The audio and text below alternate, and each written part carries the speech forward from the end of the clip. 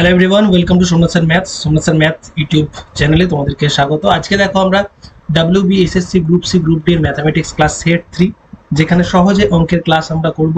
আগামী যে group C group D notification বেরিয়েছে, তার যে পরীক্ষা হতে চলেছে 3 মাসের মধ্যে যে পরীক্ষাটা হবে, তার যে ম্যাথামেটিক্স পোর্শনটার জন্য আমরা কিন্তু প্র্যাকটিস ক্লাস করছি। সেটারই সেট 3 আমরা করব, 3 নম্বর ক্লাস। চল দেখো, প্রথম যে প্রশ্নটা সেটা কি দেওয়া রয়েছে, বলছে একটি কাজ 21 দিনে এ করে, বি এর থেকে 40% বেশি উপযুক্ত, তাহলে বি ওই কাজের অর্ধেক কতদিনে শেষ করবে।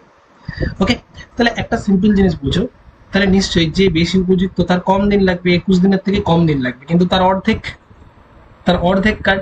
তাহলে একটা সিম্পল জিনিস বুঝো, আমি এখানে দেখতে পাচ্ছি এই একটা কাজ 21 দিনে করে, বি কত উপযুক্ত, বি 40% বেশি, 40% বেশি উপযুক্ত। 40% জিনিসটা কি একটু যদি ভালো করে বুঝি তাহলেই হয়ে যাবে।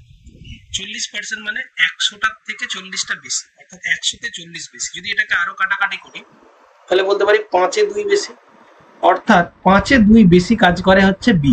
অর্থাৎ এ যদি 5টা কাজ করে একদিনে, বি করবে কটা কাজ, 2টো কাজ বেশি, অর্থাৎ 7টা কাজ করবে। এটা কি কর্মদক্ষতা বা কাজ করার ক্ষমতা। ওকে, অর্থাৎ এ যদি 5টা কাজ করে, বি আরো 2টো বেশি কাজ করবে, অর্থাৎ 7টা কাজ করবে। এখন বলেছে এ কাজটা করে 21 দিন, আমি মোট কাজ কটা সেটা বার করতে হবে। মোট কাজ কটা এ, আমরা এখানে কর্মদক্ষতা যখন লিখছি, কর্মদক্ষতা মানে মনে রাখতে হবে একদিনের কাজ। তাহলে একদিনে এ কটা কাজ করছে, এ একদিনে করছে 5টা কাজ। তাহলে মোট কটা কাজ, তাহলে মোট 21 দিনে কাজ করছে। কে করছে? এ। তাহলে একদিনে যদি কেউ 5টা কাজ করে, তাহলে 21 দিনে কটা কাজ করবে, 21 গুণিত 5, অর্থাৎ 105টা কাজ করবে। এটা হচ্ছে মোট কাজ। কিন্তু আমাদের মোট কাজ না করে বলছে এই কাজের অর্ধেক কাজ, অর্থাৎ অর্ধেক কাজ মানে 105/2, এই কাজটা করতে হবে। কাকে? এই কাজটা করবে কে? বি। বি কতদিনে করবে? বি একদিনে কটা করে? 7টা কাজ। তাহলে 105টা কাজ করবে কতদিনে? 105/2, একে আবার 7 দিয়ে ভাগ করে দাও। ওকে, একে আবার 7 দিয়ে ভাগ করে দাও। অ্যান্সার কত হবে? 105/2 গুণিত 1-এর 7, 7×15=105, অর্থাৎ 15/2 দিন। 15/2 মানে 7×1=2। নিশ্চয়ই কোশ্চেনটার উত্তর ভুল আছে, এটা 7×1=2 হওয়া উচিত ছিল। ঠিক আছে, 7 উত্তর হবে না, 7×1=2। আবারও বলছি, কি করলাম আমরা, এ যদি 5টা কাজ করে, বি করবে 7টা, তাহলে মোট কাজ কটা হবে? এ একদিনে কাজ করে 5টা, কর্মদক্ষতা মানে একদিনের কাজ। তাহলে কেউ যদি একদিনে 5টা কাজ করে, তাহলে 21 দিনে কাজ করেছে কটা? 105টা। তাহলে তার অর্ধেক কাজ, অর্থাৎ 105/2, এই কাজটা করতে হবে কাকে? বি কে। বি একদিনে করে 7টা কাজ, তাহলে এতদিনে করবে, এতটা কাজ করবে কতদিনে, ভাগ করবে, ব্যাস হয়ে গেল। সিম্পল, ঐকিক নিয়মে ভেবে নাও না, যে আমরা দেখতে পাচ্ছি যে 7টি কাজ করে একদিনে, তাহলে একটি কাজ করবে কতদিনে? 1/7 দিনে। তাহলে 105/2টি কাজ করবে কতদিনে? 1-এর 7 গুণিত 105/2। ব্যাস, অঙ্ক শেষ। 7.5 হবে অ্যান্সার। চলো নেক্সট, পরের অঙ্কটা দেখো কি বলেছে। বলছে 5 অঙ্কের কোনো বৃহত্তম পূর্ণবর্গ সংখ্যা। বলছে এদের মধ্যে কোনটা 5 অঙ্কের বৃহত্তম পূর্ণবর্গ সংখ্যা। এটা খুব সোজা, 5 অঙ্কের বৃহত্তম সংখ্যা হচ্ছে 5টা নয়। যদি এটা দেখি বোঝা যাচ্ছে কোনটা হবে, তবু আমরা একটু পরে বোঝাই। তো 5টা নয়, তো এই 5টা নয় যখন হচ্ছে কোনো একটা 5 অঙ্কের বৃহত্তম সংখ্যা, আমি এটাকে জাস্ট বর্গমূল করবো। শেষ দিক থেকে দুটো দুটো করে বাঁচতে হয়, এরপরে আমরা করবো। তাহলে এখানে 3-এর জন্য আমরা 9 আছে, তাহলে 3×3 = 9, এটা করলাম। এর পরের লাইনে কি করতে হবে, এখানে যা থাকবে তার ডবল বসাতে হবে। তাহলে 3 আছে, এখানে বসে গেল 6। এবারে 9 নেমে গেছে, এবারে যত এখানে লিখবো তত এখানে বসাতে হবে। তাহলে এখানে 1 বসাচ্ছে, এখানে 1, তাহলে এখানে 1 বসালে কত হবে, এখানে যত বসাবো তত দিয়ে গুণ করতে হবে। তাহলে 61কে 1 দিয়ে গুণ করলে হবে কত? 61। এখানে কত হচ্ছে? 8, এখানে হচ্ছে 3। এবার আবার দুটো 9 নামবে, এরপরে জোড়াই নামে। এরপরে কি হবে? 61, এখানে যা থাকবে এখানে আবার ডাবল হয়ে যাবে, অর্থাৎ হয়ে যাচ্ছে 62। এবারে কত বসাবো? আমার মনে হচ্ছে 5 বসবে। তাহলে 2, 5, 625, 5। তাহলে এখানে হচ্ছে কত? 5, 5, 25-এ 5, 31, 25, এটাই হচ্ছে। তাহলে 5 দিয়ে করে দাও, 5 দিয়ে করলে কত হচ্ছে? 31, 25। কত এক্সট্রা আসছে? 4, 7, আর এখানে 7। এটা কম আসছে, ঠিক আছে, এটা কম আসছে। কারণ এইটা যদি 6 বসাতাম তাহলে দেখো বড় বেশি হয়ে যেতে পারতো হয়তো। দেখি তবু একবার 6 বসিয়ে, 6 × 36-এর 6, হাতে হলো 3, 6 × 2 = 12, 3 × 15, 5, হাতে হলো 1, না হতে পারে দেখে নিচ্ছি তবু একবার। যদি এখানে সরি এখানে 626 যদি বসাতাম,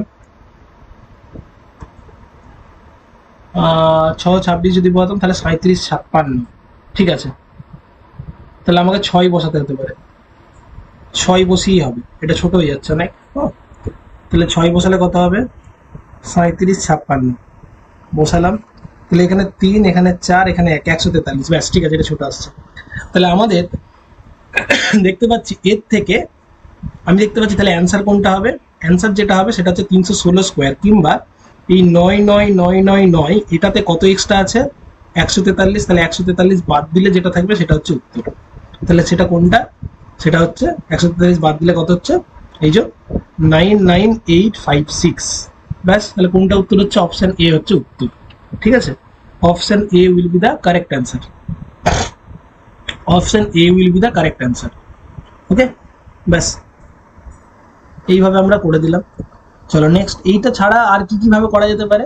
একটা ট্রিক লাগানো যেতে পারে যে দেখো, কোনো সংখ্যার স্কোয়ারে 82 হয় না। তুমি দেখবে 1 থেকে 20 অব্দিও তুমি যদি দেখে দাও, বা 1 থেকে 25 অব্দি দেখে যাও, তাহলে দেখবে কোনো সংখ্যার শেষে 1 থেকে 25 অব্দি কোনো সংখ্যার শেষে কোনোদিন 82 সংখ্যা থাকে না, 25 থাকে। কারণ 15 স্কোয়ার 225, 25 থাকতে পারে। 56 থাকতে পারে, কারণ 16 স্কোয়ার 256।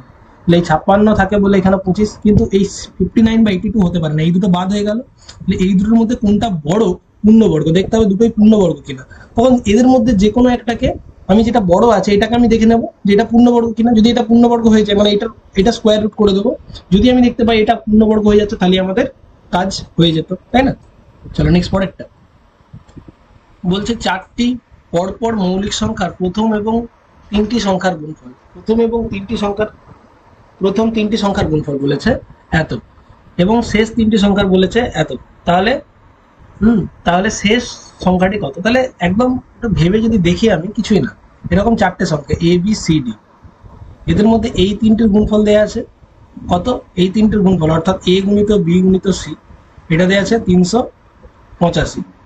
আবার এই 3টের গুণফল দেয়া আছে কত? অর্থাৎ বিসিডি কত দেয়া আছে? বিসিডি কত দেয়া আছে? 1001।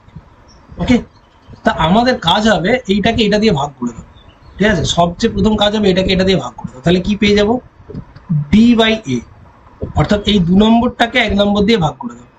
ওকে, তাহলে 1001 বাই 385, ঠিক আছে। যেহেতু দুটো মৌলিক সংখ্যা, তাহলে এইটা কেটে কিন্তু মৌলিক সংখ্যাগুলোই পড়ে থাকবে। ওকে, 7 দিয়ে যাবে, 5 7 35, আবার 5 7 35, 7 দিয়ে করলে 7 7 14 98, 2 1 7 3 21। আচ্ছা, 11 দিয়ে যাবে, 11 দিয়ে 13, এখানে হচ্ছে 5। তাহলে আমি দেখতে পাচ্ছি এ এর ভ্যালু হচ্ছে 5, যেহেতু মৌলিক সংখ্যা, তাহলে এ এর ভ্যালু হচ্ছে 5 এবং ডি এর ভ্যালু হচ্ছে কত? 13। তাহলে আমাদের শেষ সংখ্যাটি চেয়েছে, শেষ সংখ্যাটি 13, ডিটা চেয়েছে না। কারণ দেখো বি এর ভ্যালু কত যাবে? বি এর ভ্যালু 5 এর পরের মৌলিক সংখ্যা 7 এবং সি তার পরের সংখ্যা মৌলিক সংখ্যা হচ্ছে 11। অর্থাৎ যে পরপর 4টি মৌলিক সংখ্যা বলেছে, কাদের কথা বলেছে? 5 7 11 13, ঠিক আছে। প্রথম 3টে এবিসি 385, আর শেষ 3টে বিসিডি এটা। তাহলে এই দুটোকে ভাগ করে দিচ্ছি, পাচ্ছি 13/5, কারণ দুটোই মৌলিক সংখ্যা, আলটিমেটলি কাটাকুটি হয়ে মৌলিক সংখ্যায় পড়ে থাকবে। তাহলে ডি এর ভ্যালু হচ্ছে 13 আর এর ভ্যালু হচ্ছে 5। খুব ভালো প্রশ্ন এটা, কিন্তু খুবই ভালো প্রশ্ন। তারপরে কি বলেছে দেখো, এখানে একটা সিম্পলিফিকেশন দিয়েছে। কি বলেছে? 1/√2 + 1, 1/√3 + √2, 1 + √3 + √4, আর এটা দেওয়া আছে। তো এই জিনিসটাকে আমাদেরকে একটু বুঝে নিতে হবে। আমি যদি প্রথম টার্মটাকে নিয়ে একটু কাটাছেড়া করি, তাহলে আমি দেখতে পাবো 1/√2 + 1 দেখা রয়েছে, আমি √1 লিখছি। মনে রাখবো, এর যদি ওপর নিচে আমরা ঠিক এই জিনিসটার করণীয় নিরসন করি, অর্থাৎ ঠিক উল্টো জিনিস দিয়ে গুণ করি, তাহলে এই নিচে যেটা তৈরি হয় সেটা হচ্ছে a + b R a - b। উপরে তো এটা রইল, আর নিচে হয়ে গেল a² - b², অর্থাৎ √2² - √1²। অর্থাৎ এখানে √2 - √1 হলো, আর নিচে হয়ে যাচ্ছে 2 - 1, অর্থাৎ √2 - 1/1, অর্থাৎ √2 - √1। এটা আসছে কখন হবে এটা? তাহলে ডাইরেক্ট যদি আমি দেখতে পাই এই দুটোর গ্যাপ আছে, এই দুটোর গ্যাপ আছে 1, তাহলে ডাইরেক্ট এটাকে করণীয় নিরসন করলে, ডাইরেক্ট আমি পেয়ে যাব এই নেগেটিভটা। ওকে, তাহলে এইটা থেকে আমি ডাইরেক্ট পাচ্ছি কি √2 মাইনাস √1, এইটা থেকে আমি কি পাচ্ছি প্লাস √3 মাইনাস √2, এটা থেকে কি পাচ্ছি প্লাস √4 মাইনাস √3। কেন? এই দুটোর গ্যাপ আছে 1, এই দুটোর গ্যাপ কত 1। এবার তোমার মনে হবে তো এইভাবে চলতেই থাকছে, লাস্টে কি হবে এই একই রকম ভাবে এই দুটোর গ্যাপ কত হচ্ছে 1, কি এই 10টাকে আমরা √100 পড়বো, তাহলেই দেখবে এই দুটোর গ্যাপ হয়ে যাচ্ছে 1। তাহলে 1 যদি হয় তাহলে এখানে যাবে √100 মাইনাস 99। এবারে কাটতে শুরু করছে, দেখো এইটার সঙ্গে এইটা, এটার সঙ্গে এইটা, এটার সঙ্গে এটা সব কেটে যাবে, শুধু √1টা রয়ে যাবে। আর এই যে এই টার্মটা এর আগে নিশ্চয়ই কি ছিল √99 মাইনাস 98, অর্থাৎ এইটা কেটে যাচ্ছে। একইভাবে 98টাও তার আগের জিনিসের সঙ্গে কেটেছে, তাহলে বেঁচে থাকবে √100 মাইনাস √1, অর্থাৎ √100 মানে কত 10 মাইনাস 1, অর্থাৎ অ্যান্সার হয়ে যাচ্ছে 9। খুব ভালো অঙ্ক এবং পরীক্ষায় আসার মতো কিন্তু প্রশ্ন, ঠিক আছে, পরীক্ষায় আসার মতো কিন্তু প্রশ্নটা। ক্লিয়ার? বোঝা গেছে?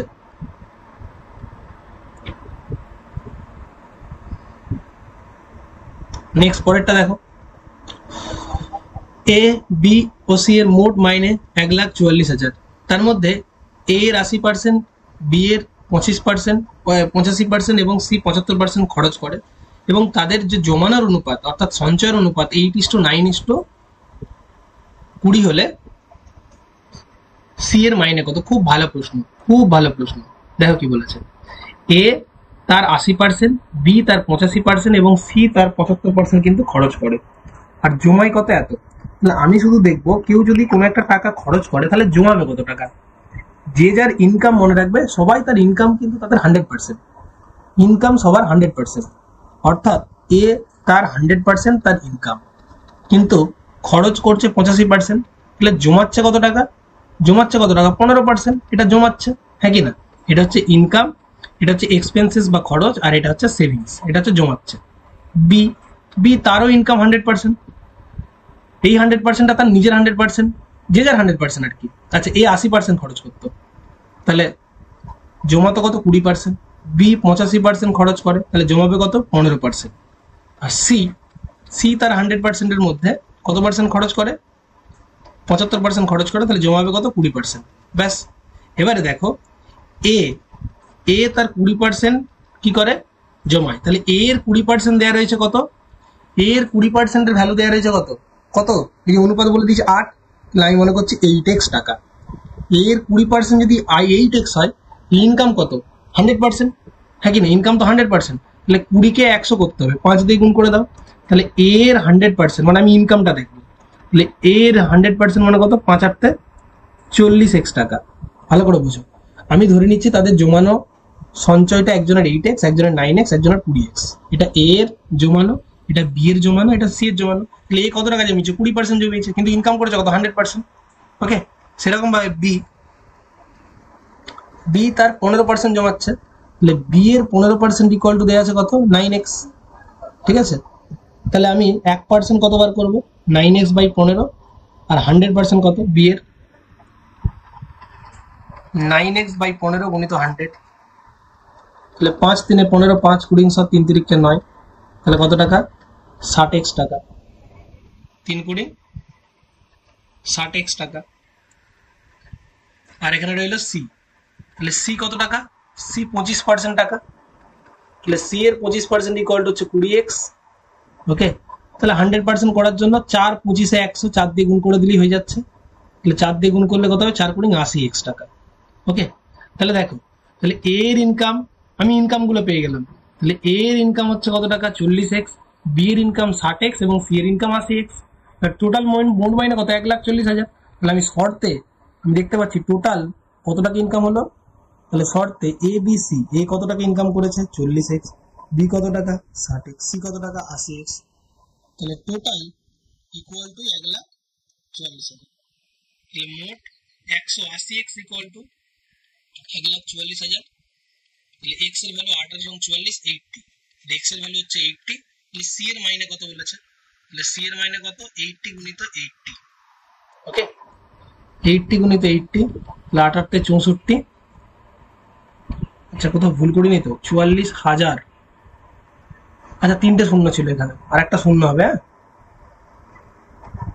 অর্থাৎ এক্স এর ভ্যালু হবে 800, এক্স এর ভ্যালু হচ্ছে 800, তাহলে 64,000, তাহলে সি এর ভ্যালু হয়ে যাচ্ছে 64,000। ওকে, সি এর ভ্যালু হয়ে যাচ্ছে 64,000, অপশন ডি। আশা করি পুরো বিষয়টা ক্লিয়ার। চলো নেক্সট পরেরটা বলছে যদি কোনো শঙ্কুর উচ্চতা এবং ভূমির ব্যাসার্ধ প্রত্যেককে 100 করে বাড়ে তাহলে শঙ্কুর আয়তন কত হবে। ওকে, ভূমির ব্যাসার্ধ এবং উচ্চতা দুটোই 100% করে বেড়েছে। 100% মানে কত, আগে যা ছিল এখন তার ডাবল হয়ে গেছে। কোনো জিনিস যদি 100% বাড়ে মানে 100-তে 100 বাড়ছে, তাহলে কত হবে, 200 হবে। অর্থাৎ আগে যা ছিল এখন ডবল হয়েছে। সিম্পল জিনিস, কোনো জিনিস যখন 100% হচ্ছে, 100% বাড়ে তার মানে ডাবল হচ্ছে, ব্যাস।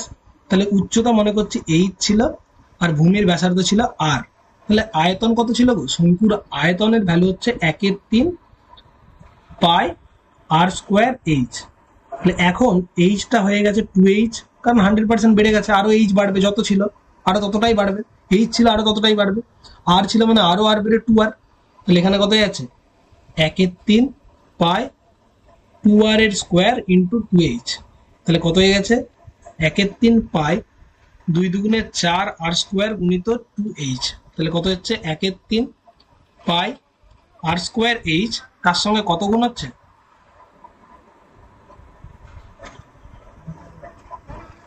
তার সঙ্গে কত গুণ হচ্ছে ইন্টু 8, অর্থাৎ 4 দুগুণে 8 গুণ হয়েছে। অর্থাৎ আগের যে শঙ্কু ছিল তার কগুণ হয়ে গেল, 8 গুণ। কত গুণ হয়ে গেল, 8 গুণ। ক্লিয়ার, কত হয়ে গেল, 8 গুণ। কারণ এইটা যদি আয়তন হয়, এটাকে আমি যদি ভি লিখি এখানে, তাহলে এটাও হয়ে যাবে ভি, অ্যান্সার হয়ে যাবে 8 গুণিত ভি, 8 গুণ হয়ে যাচ্ছে। ওকে, 100% মানে হচ্ছে ডবল, এই জিনিসটা বুঝে গেলেই হবে। ওকে, চলো নেক্সট পরেরটা। কোন একটি বিক্রেতা একটি বই মুদ্রিত দামের 3/4 অংশে বিক্রি করে 20% লাভ করে, তাহলে মুদ্রিত দাম এবং ক্রয় মূল্যের অনুপাত কত। মুদ্রিত দামের 4/এর 3/4 অংশে বিক্রি করছে, অর্থাৎ মুদ্রিত দাম মানে হচ্ছে মার্ক প্রাইস, আর যে টাকায় বিক্রি করছে সেটা হচ্ছে সেলিং প্রাইস, আর যে টাকায় কেনা হয় সেটা হচ্ছে ক্রয় কস্ট প্রাইস। ওকে, একটা সিম্পল জিনিস বুঝে দেখো, বলেছে মুদ্রিত দামে 3/4 অংশে বিক্রি করে, অর্থাৎ 4 টাকায় যদি দাম লেখা থাকে বিক্রি করছে 3 টাকায়, 4 টাকা দাম লেখা থাকলে বিক্রি করছে 3 টাকায়, দিয়ে তার লাভ হয়েছে কত, দিয়ে তার লাভ হয়েছে কত 20%। 20% লাভ মানে কত, 20% মানে হচ্ছে কত, 20%কে যদি আমি ছোট করি তাহলে পাচ্ছি 1/5, অর্থাৎ 5 টাকায় 1 টাকা লাভ, অর্থাৎ 5 টাকায় জিনিসটা কিনে বিক্রি করছে কে 6 টাকায়। তাহলে আমি এখানে দুটো জিনিস পাচ্ছি, একবার পাচ্ছি এমপির সাথে সিপি এসপির রেশিও কত, 4 টাকার জিনিসটা বিক্রি করছে 3 টাকায়, মুদ্রিত দামের 3/4, অর্থাৎ নিচেরটা মুদ্রিত দাম আর বিক্রি করছে 3 টাকায়। আচ্ছা, আর একটা পাচ্ছি এসপি ইস টু সিপি, ঠিক আছে, কত টাকা 6:5, কারণ 5 টাকায় 1 টাকা লাভ করছে 20% মানে। তাহলে আমি এরপরে কি করব, জাস্ট এইটার সঙ্গে এটা গুণ করে দিলে, এটা এমপি বাই এসপি মানে কত, এমপি ইস টু এসপি মানে কত, এমপি বাই এসপি, আর এখানে কত এসপি বাই সিপি, এই দুটোকে গুণ করে দিচ্ছে 4/3 আর হচ্ছে 6/5, ঠিক আছে। এখানে কাটাকাটি হয়ে যাবে 2, তাহলে 8/5, ব্যাস এটাই উত্তর। তাহলে এমপি বাই, এটা কাটাকাটি করে দিলে কি থাকবে, এমপি বাই সিপি, তাহলে MP by CP equal to 8/5 হয়ে যাচ্ছে, খুব তাড়াতাড়ি হয়ে গেল, ঠিক আছে। এইভাবে করলে অনেক তাড়াতাড়ি হয়ে যাবে, 8/5 হয়ে যাচ্ছে অ্যান্সার, ঠিক আছে। কোনো রকম ভাবে 100 কিছু ধরার দরকার নেই, এইভাবে আমরা করে দিলাম। নেক্সট পরেরটা, একটি বর্গক্ষেত্র এবং একটি সমবাহু ত্রিভুজের একই ক্ষেত্রফল, বর্গক্ষেত্রের কর্ণের দৈর্ঘ্য 12 সেন্টিমিটার হলে ওই ত্রিভুজের ক্ষেত্রফল কত, মানে বর্গক্ষেত্রের ক্ষেত্রফল কত, ওই ত্রিভুজের ক্ষেত্রফল কত। একটি বর্গক্ষেত্র এবং সমবাহু ত্রিভুজের ক্ষেত্রফল বলেছে একই কিন্তু। ওকে, চলো তাহলে একটা সিম্পল জিনিস বোঝো, একই ক্ষেত্রফল নয়, এখানে একটু কোশ্চেনটা ভুল আছে, এখানে ক্ষেত্রফল এক না হয়ে এখানে অ্যাকচুয়ালি যেটা হবে সেটা হচ্ছে পরিসীমা একই পরিসীমা হবে, কারণ নইলে ক্ষেত্রফল যদি একই হয় তাহলে ক্ষেত্রফলটা আর জিজ্ঞেস করবে না, এটা একই পরিসীমা হবে। কোশ্চেনটা একটু ভুল দেওয়া আছে, একটি বর্গক্ষেত্র এবং সমবাহু ত্রিভুজের পরিসীমা একই হবে। ওকে, দেখো এটি একটি বর্গক্ষেত্র, বর্গক্ষেত্রের প্রতিটি বাহু যদি এ এ এ এ করে হয়, তার কর্ণের যে সূত্র সেটা হয়ে যায় a রুট টু, তার যে পরিসীমা হয়ে যায় সেটা হয়ে যায় 4a, 4 গুণিত a। তাহলে আমাকে কি দেয়া আছে, আমাদের দেয়া আছে কর্ণ, অর্থাৎ a রুট টু দেয়া আছে 12 রুট টু। তাহলে আমি বলতে পারি a এর ভ্যালু কত, 12, রুট টু কেটে গেছে, অর্থাৎ বাহু 12। তাহলে বাহু 12 হলে পরিসীমা কত, 4 12 48, একই না? তাহলে এই পরিসীমাটা কার, এটা সমবাহু ত্রিভুজেরও পরিসীমা। ঠিক আছে, সমবাহু ত্রিভুজের পরিসীমা আবার কি, সমবাহু ত্রিভুজ মানে কি, যার প্রত্যেকটা বাহু সমান। তাহলে এখানে এ এ এ আছে, তাহলে সেটা কত 3a, নাকি না? তাহলে সমবাহু ত্রিভুজের পরিসীমা 3a, সেটার ভ্যালু পাচ্ছে 48। এখানে এ না দিয়ে a1 লিখছে আর কি, সুবিধা হবে বুঝতে। তাহলে সেক্ষেত্রে a1 এর ভ্যালু কত, 3 × 48, 16 সেমি। ওকে, তাহলে সমবাহু ত্রিভুজের প্রত্যেকটা বাহুর দৈর্ঘ্য কত, 16 সেমি। তাহলে এর ক্ষেত্রফল কত হবে, কোন একটা সমবাহু ত্রিভুজের ক্ষেত্রফলের সূত্র কি আমরা জানি, √3/4 ইন্টু বাহু স্কোয়ার, অর্থাৎ a1 স্কোয়ার, অর্থাৎ √3/4 ইন্টু 16 গুণিত 16, 4 রইল, 4 16 64, তাহলে 64 √3 সেমি। অ্যান্সার হয়ে যাচ্ছে এটা। Clear, 64 √3 semi. ওকে, নেক্সট পরেরটা, কোন একটি বহুভুজের অন্তঃকোণ যদি 120 ডিগ্রি হয় তাহলে বহুভুজের বাহুর সংখ্যা কত?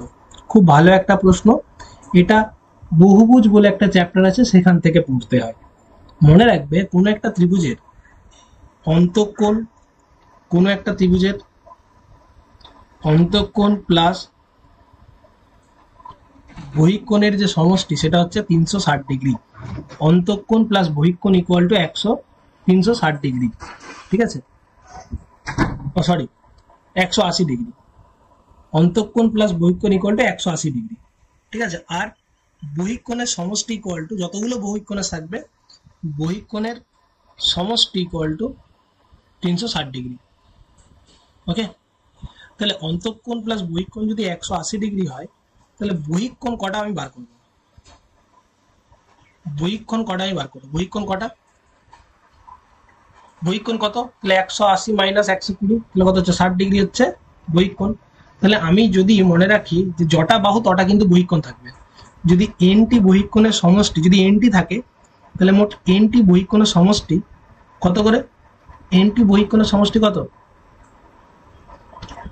360 ডিগ্রি। তাহলে এক একটা 60 ডিগ্রি, তাহলে মোট বাহুর সংখ্যা কত, মনে রাখবো বাহুর সংখ্যা ইকুয়াল টু 360 বাই এক একটা বহিঃকোণ, অর্থাৎ 60 ডিগ্রি, অর্থাৎ মোট 6টি। ঠিক আছে, কি বললাম, যে যদি বলে প্রতিটি বহিঃকোণের মান, যদি বলতো প্রতিটি বহিঃকোণের মান, প্রতিটি বহিঃকোণের মান সেটা কত হতো, 360 বাই এন, জটা এন মানে কি বাহুর সংখ্যা। একইভাবে তাহলে বাহুর সংখ্যা জানতে চেয়েছে, বাহুর সংখ্যা ইকুয়াল টু 360 বাই প্রতিটি বহিঃকোণ। ঠিক আছে, প্রতিটি বহিঃকোণের মান, প্রতিটি বহিঃকোণের মান। ঠিক আছে, এইভাবে আমরা করতে পারি। চলো নেক্সট পরেরটা, এটা একটা মানে সহজ সরল দেওয়া রয়েছে, কত 4 পূর্ণ 1 2 প্লাস 3 পূর্ণ 3 5 প্লাস 2 পূর্ণ 1 5, প্লাস করে দাও।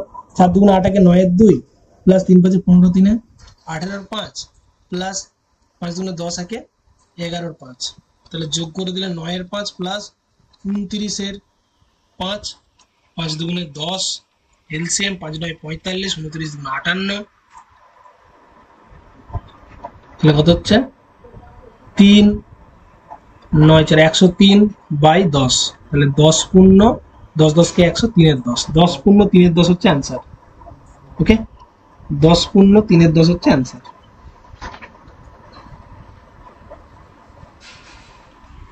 10 পূর্ণ 3 10 হচ্ছে অ্যান্সার। ঠিক আছে, চলো নেক্সট পরেরটা, এ এর মাইনে বি এর চেয়ে 30% কম হলে বি এর মাইনে এ এর চেয়ে কত বেশি? এখানে এ আর এখানে বি, এ এর মাইনে বি এর থেকে 30% কম, তাহলে বি এরটা 100, যার থেকে কম সেটাকে আমরা 100 ধরবো, তার থেকে 30 কম, তাহলে 30 কম হলে এটা 70, তাহলে এখানে কত বেশি? এখন বলেছে এ এর মাইনের থেকে বি এর মাইনে, অর্থাৎ বি এর মাইনেটা এর থেকে কত বেশি, 30 বেশি, কিন্তু পার্সেন্টেজে কত, তাহলে 30 বেশি কাটছে এ এর চেয়ে, তাহলে এটা হবে নিচে, এ এর চেয়ে, অর্থাৎ 70 30 বেশি, তাহলে 100 তে কত ইন্টু 100। ওকে, তাহলে কত যাচ্ছে অ্যান্সার, 300 বাই 7%, অর্থাৎ কত দিয়ে যাচ্ছে 4 7 28, 4 7 28, তাহলে 40 তো হবে না, 40 হলে 280 হতে হয়, 7 7 28, 2 7 2 14, 42। তাহলে দেখতেই পাচ্ছি 42 পূর্ণ 76%। Option A will be the correct answer. Okay, চলো পরের কোশ্চেনে যাই। কোন জিনিসের উপর পরপর দুবার 25% এবং 30% এবং 25% ছাড় দিলে মোট ছাড় কত দেওয়া হবে? তাহলে কি হবে आंसर? প্রথমে ছাড় দিয়েছে কত? প্রথমে ছাড় দিয়েছে কত পার্সেন্ট? 30%, তারপরে 25%। ছাড়ের ক্ষেত্রে প্রথমে যদি এক্স ছাড় দেয়, পরে যদি ওয়াই ছাড় দেয়, ছাড়ের জন্য নেগেটিভ নিয়েছি আমরা, তো minus x minus y minus minus plus x y by 100 এত পার্সেন্ট ছাড় হয়। মাইনাস মানে ছাড় বোঝায়, ব্যাস। মাইনাস 30 মাইনাস 25 মাইনাস মাইনাসে প্লাস 30 গুণিত 25 বাই 100, তাহলে কত হচ্ছে? মাইনাস 55 প্লাস 4 25 100, 15 বাই 2, তাহলে 7.5, তাহলে কত হচ্ছে? মাইনাস 47.5 হচ্ছে অ্যান্সার। ওকে, তাহলে ডাইরেক্ট অ্যান্সার পেয়ে গেলাম, 47.5 হচ্ছে অ্যান্সার। ওকে, চল পরেরটা দেখো কি বলেছে। দুটি সংখ্যার যোগফল বলেছে এত, সংখ্যা দুটির গসাগু যদি এত হয়, কতগুলি এরকম জোড়া থাকতে পারে? মনে রাখবো, দুটো সংখ্যার গসাগু যদি এটা হয়, গসাগুটা সংখ্যা দুটোর মধ্যে কিন্তু অবস্থিত। তাহলে সংখ্যা দুটো ধরে নিচ্ছে, একটা সংখ্যা ধরে নিচ্ছি 57x, একটা সংখ্যা যদি গসাগু যদি এটা হয়, একটা সংখ্যা ধরে নেবো এটা 57x, আর একটা সংখ্যা হচ্ছে 57y। এক্স আর ওয়াই কি? এরা পরস্পর মৌলিক, কারণ ওদের মধ্যে যে কমন জিনিসটা থাকে সেটাই গোসাগু। তাহলে কমন জিনিসটা যদি বার করে নিই, যেমন ধরো 12 আর 16, এই দুটোর মধ্যে কমন কে? 4। তাহলে 4 বার করে নিলে এখানে পড়ে থাকবে 3, আর এখানে পড়ে থাকবে 4 গুণিত 4। এই 3 আর 4 একে অপরের কো প্রাইম বা পরস্পর মৌলিক। আর এই 4টা কি? এই 4টা গসাগু, এই 4টা হচ্ছে গসাগু বা HCF। ওকে, তাহলে এই দুটো হচ্ছে পরস্পর মৌলিক, ব্যাস। তাহলে আমাদের এতে যোগফল দেওয়া আছে, তাহলে 57x plus 57y equal to দেওয়া আছে 684। x প্লাস y এর ভ্যালু কত? 684, 57 দিয়ে ভাগ করলে 57 কে 57, 57 গুণ 114, তাহলে x প্লাস y হতে হয় 12। কিন্তু কত রকম উপায়ে? পরস্পর মৌলিক হতে হবে। তাহলে কি কি হতে পারে? 1 আর 11 হতে পারে, 2 আর 10 কি হতে পারে? না, কারণ এরা পরস্পর মৌলিক নয়। 3 আর 9 হতে পারে? না, হবে না। 4 আর 8 কি হবে? হবে না। তারপরে 5 আর 7 হতে পারে? হ্যাঁ হতে পারে। তারপরে আর কি হতে পারে? 5 আর 7 ছাড়া আর কি হতে পারে? 6 আর 6 কি হতে পারে? না। তাহলে কত প্রকার হচ্ছে? কেবলমাত্র দুটো। কোনটা? 1 আর 11 হতে পারে, আর 5 আর 7, এটাই কোপ্রাইম। আর কোনোভাবেই কোপ্রাইম হচ্ছে না। তাহলে দুটি জোড়া হতে পারে। কটা জোড়া হতে পারে? দুটি জোড়া। 14 প্রশ্নটা দেখো কি বলেছে। 9 রুট এক্স প্লাস রুট 12 147 দেয়া আছে। চলো, তাহলে 9 root x equal to root 12। Root 12 কে যদি ছোট করি, তাহলে 2 পাবো একটা, আবার একটা 2 পাবো, 2 গুণে 4 3 12, আর 147 কে কি পাবো? 7 2 গুণে 14 21, আবার 7 আর একটা পাচ্ছি 3, ব্যাস। তাহলে 9 রুট এক্স ইকুয়াল টু পাচ্ছি, এখানে 2 বেরিয়ে আসবে, 2 রুট 3, আর এখানে আসবে 7 রুট 3, অর্থাৎ 9 রুট এক্স ইকুয়াল টু পাচ্ছি 9 রুট 3। তাহলে 9 9 মিলে যাচ্ছে, রুট এক্স ইকুয়াল টু হয়ে যাচ্ছে রুট 3। তাহলে এক্স এর মান কত? রুট রুট উঠে যাবে, তাহলে অ্যান্সার হয়ে যাবে 3।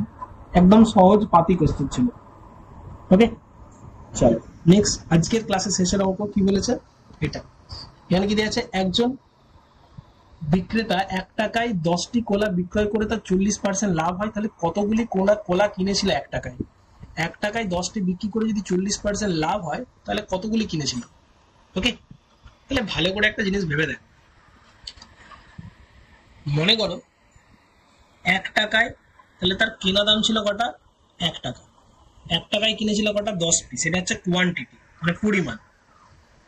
এটা হচ্ছে কি? বিক্রি করেছে, এটা বিক্রয় মূল্য, এটা এসপি লেখা। 1 টাকা এসপি তে 10টা কিনেছে, তার লাভ হয়েছে কত?